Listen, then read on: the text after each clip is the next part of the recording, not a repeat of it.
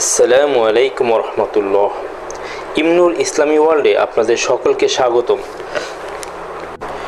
প্রথমেই আল্লাহ তাআলার কাছে দোয়া করছি, আল্লাহ তাআলা যেন ফিলিস্তিনের ভাই বোনদের হেফাজত করেন। পরম করুণাময় অসীম দয়ালু আল্লাহর নামে শুরু করছি। সহিহ বুখারী হাদিস 3369। আবু হুমায়দ সাঈদী রাদিয়াল্লাহু তাআলা আনহু হতে বর্ণিত, সাহাবীগণ বললেন, হে আল্লাহর রাসূল সাল্লাল্লাহু আলাইহি ওয়াসাল্লাম, আমরা কিভাবে আপনার উপর দুরূদ পাঠ করব?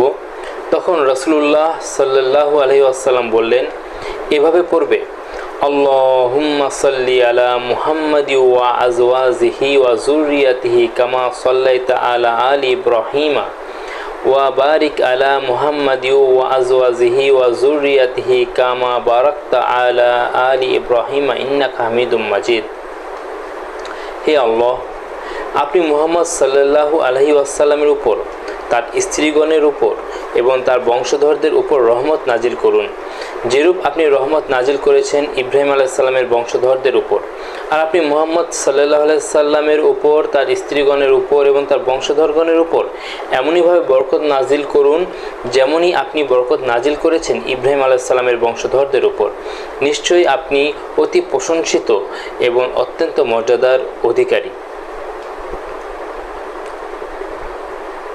সহিহ মুসলিম হাদিস নম্বর 6360, আহমদ 23661, আধুনিক প্রকাশনী 3119, ইসলামিক ফাউন্ডেশন 3127। হাদিসে মান সহি, বর্ণনাকারী আবু হুমায়দ সাঈদ রাদিয়াল্লাহু আনহু। আরেকটি হাদিস, দ্বিতীয় নং হাদিস 6360, সহিহ বুখারী পরিচ্ছেদ 80,